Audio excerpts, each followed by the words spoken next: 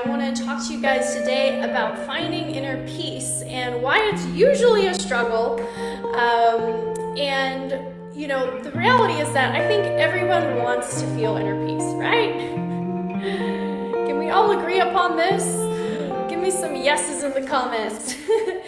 and the reason why we want this inner peace is because the mind is actually always going. And this is just the nature of the mind. And so it leads people to wanting this inner peace, which is what I get a lot of people saying to me when they come to my programs and to my retreats and things like that. It's a very common thing that they're looking for. And so this inner peace is really, we're wanting to find peace from the thoughts. Because the thoughts are what keep us stuck in these loops and anxieties and stresses and worries and all of that. So I'm curious with you guys, do you find that it's hard to control your thoughts? Do you have a lot of negative thoughts that come in? Have you ever tried meditating? How is meditation for you? Do you find it challenging? I know that I have, in the past I've struggled with meditation, and it took me a while to finally get the benefits from it, but it was such a game changer for me, and I always recommend meditation to my clients, and they often are, saying that they don't want to meditate and all of that because the mind is always going, right? And so this inner peace is what we're all looking for, and how do we get that? Well, first let's talk about why we're feeling all of this inner chaos and we're having trouble with, let's say meditation or just having a clear mind. First of all, the mind is always going. And this is that's its job, right? So in some ways it's doing its job, it's thinking. So we can have some gratitude for that. But also the mind is a part of our survival mechanism. So it is a part of our ability to be aware and know if we're in danger, if we're safe, if we need to run from something, if we need to fight, the fight or flight mode. And so the mind is always hypervigilant and looking for the warning signs and things that it needs to be aware of and conscious of and afraid of most of the time. And so that's what we call the reptilian brain. It's this part of our brain and our physiology that is based on survival. And unfortunately, fortunately, on the good side is that we have survived and we're actually in a very, safe environment for the most part. And it's not like we're having to run away from big scary bears or tigers, if at all, ever. So we have this survival mechanism running the show on default pretty much all the time, but we don't really need it. So this is why we are, unfortunately, we have the conscious awareness to know that we're safe, but yet it's so hard to find that inner peace when we have this physiology that is wired to always be on guard and in survival mode. So let's go into the few different ways that you can deal with this mental chatter that can be crazy making. But first I want to check in with you guys and hear from you. So I see some of you guys are watching on Instagram and on Facebook. So I want to hear from you guys first. What do you guys think about this? Do you guys have trouble calming your mind? Do you have a lot of thoughts? Do you find that it's easy to go into fear thoughts? Do any of you have trouble meditating? I want to hear from you guys as well. Leave me some comments. So let's go into a few ways that you can address this. So first of all, when I was talking just a moment ago, I was saying that our physiology is a part of the problem. It's Our body is trained to be in survival mode, to survive, and the mind is always looking for reasons to, be worried and fearful so that we can be protected and safe. So one of the basic things that we can do is address the actual physiology and get our body into a more relaxed state so that the body goes from being in survival into relaxation and rest. So I talk a lot about this in my online course. But one of the quick and easy ways to do this is to work with your breath. So what you can do is you can breathe in your nose and exhale out your mouth. So go ahead and do that with me. Breathing in and exhale out your mouth. And then what you can do to make this even better is to make sure that your exhale is longer than your inhale. So there are actually studies that show that when you exhale longer than your inhale, your body goes into a more relaxed state and can actually even reduce anxiety. So it's interesting because there's studies that show this, and think about how many people have anxiety and go on anxiety medication, and probably some of those people could just deal with this through changing their breath. So you're going to breathe in. Let's do 4 counts in and exhale 6 counts out. Breathing in 4, 3, 2, 1. Exhaling out 6, 5, 4, 3, 2, 1. So this is a really simple way to get your body into a more relaxed state, is just by slowing down your breath, breathing in the nose and exhaling out the mouth. So if someone wants to write that in the comments, that would be awesome. Breathing in the nose, out the mouth, longer exhale than inhale. So another way that we can deal with this chaotic thinking is that we need to feed the mind with something better. So a lot of times the mind is just looking for stuff to munch on. So I will notice that even when I'm in a good space, in a good mood, my mind will still sometimes go searching for negative things and things to worry about. And I often call that self-sabotage, when you're like having a great day or a great moment, and then your mind is like looking for something to be negative about. Once again, it's part of that survival mechanism, but what we can do is we can start to feed the mind with better, juicier food.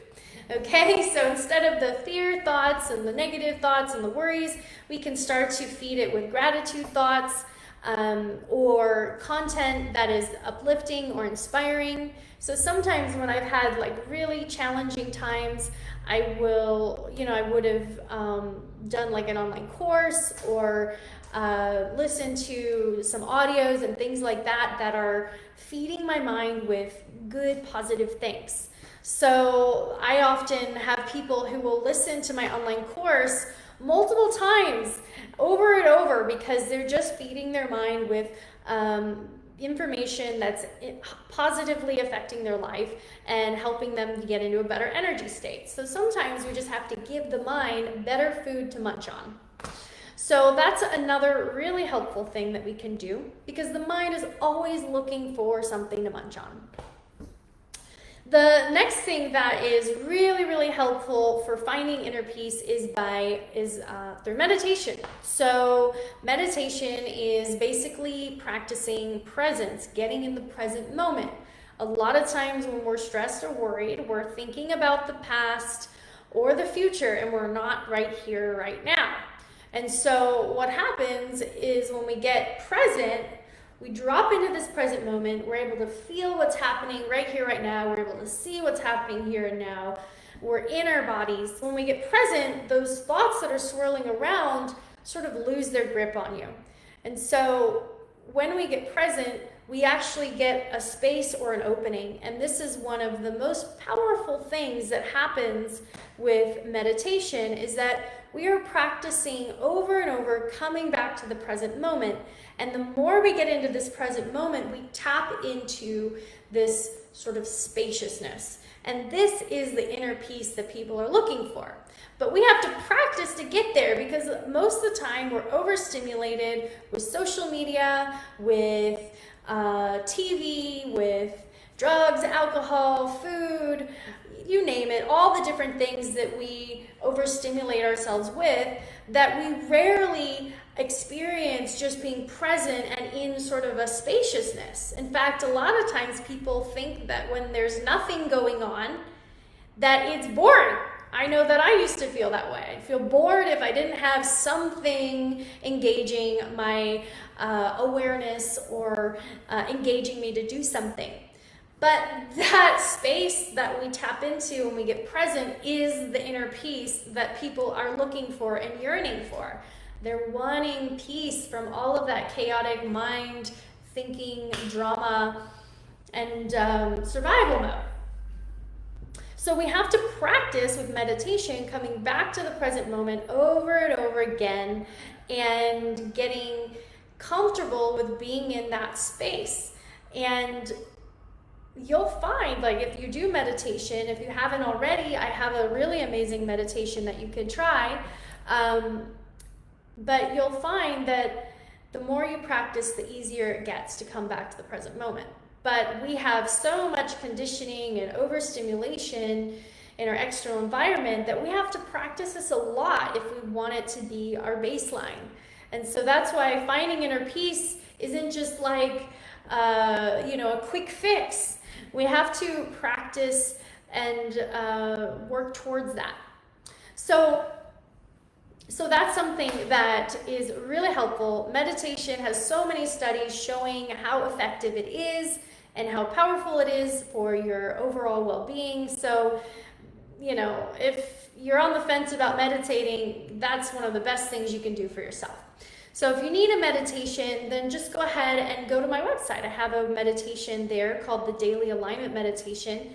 And that is a really, actually fairly quick meditation, only takes about 20 minutes, and it's a really great way to start your day and get yourself in the right energy for your day. So I know for myself, if I don't do it every day, then I don't feel as good, I'm not as productive, I have more chaotic thoughts. So this meditation is super helpful. I use it every day, and I know it works. So you can check that out. The last thing that is really helpful for dealing with the inner chaos and calming the mind is to do healing work and emotional release. So this is actually probably one of the most powerful, drastic experiences that I know of for getting those feelings of inner peace, is when you release an emotion. So unfortunately in our cultures, we are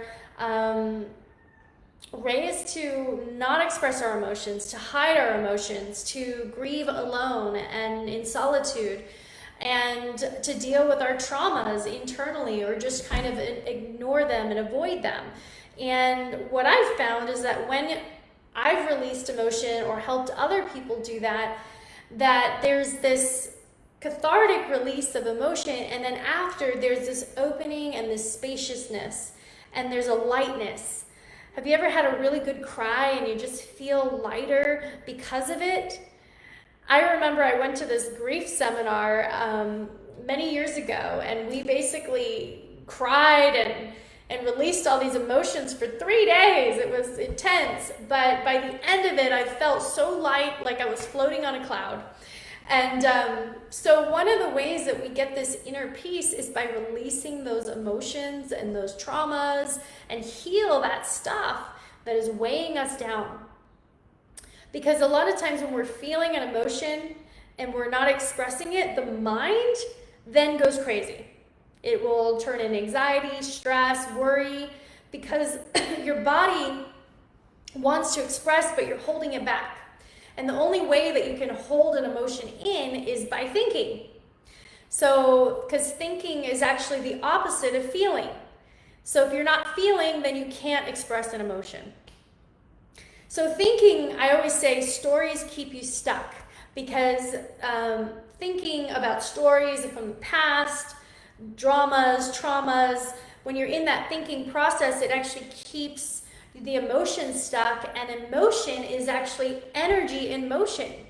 So if your emotion isn't flowing, then you are literally keeping your energy stuck, and you will actually experience and perceive yourself as being stuck in your life. So when people come to me and say, oh, I feel so stuck, I know immediately there's an emotion there that they need to release, and there's so much in their head and in that drama, trauma, story, chaos that they're not able to take action in their life, and the emotions are getting suppressed, and they're just going to be stuck in their life and not be able to achieve or do what they really want. So healing and releasing those emotions are super important for one, taking action in your life, but also finding that inner peace, feeling good within yourself. And the mind sort of goes into this spacious place when we get that emotional release. So I have developed a whole process on how to do that and how to heal and transform these stuck emotions and traumas and all those things that are weighing people down. And I call it the inner liberation process. And that's in my online course called Align to Abundance. So that's a really powerful tool. It's one of my most powerful tools that I use with people over and over again. And I mean, I have many modalities that I use, like the energetic alignment and sound healing and all sorts of different things. But the inner liberation process, it's, you got to get deep and go in with it and work on this stuff, but it's actually one of the biggest payoffs for myself and my clients. So you guys can check that out. My online course is the full package. You get the inner liberation process, you get the daily meditation, you get a lot of content to help you discover who you are, to live more authentically and true, and to find that and cultivate that inner peace that we all want and need, and help you to move out of that survival mode, because that survival mode, that basic survival mechanism that we all live on, we're not thriving on it, right? Survival is not thrival. So we have to consciously practice something different. Otherwise, our baseline physiology and mind are going to run the show. And that's not very fun, right? That's not the most fun, fulfilling, exciting, enjoyable life. So anyway, I think those are all the things I wanted to share with you guys today. And I hope this was helpful. Please leave me some comments. Let me know what you think about it. Share this if you think this would benefit someone else. I mean, I think we all suffer from having overactive minds, and we all have emotions to release, and we all are on this path of evolution. And the beautiful thing is that as humans, we're different than animals, are different than the reptiles, right? We have the conscious ability, we have the consciousness to choose how we want to live life. So even if we have this survival mode that runs the show, we have the conscious awareness to be able to say, I'm choosing thriving instead. I'm choosing peace instead. I'm going to choose the practices to master my inner world and to master my reality. I'm choosing to live a life with abundance and with love and with grace. And so we actually get that choice, which is what makes us different from all the other animals on this planet. And it is so powerful. But the power has to be used by you, otherwise you will just continue to go on your default mode until you change it, until you choose something better. And so I hope that inspires you. If you're in a place right now where you're feeling like you're struggling, or you're overwhelmed with anxieties and stressors, I know, because I've been there too. It still sometimes happens where I get triggered and things come up.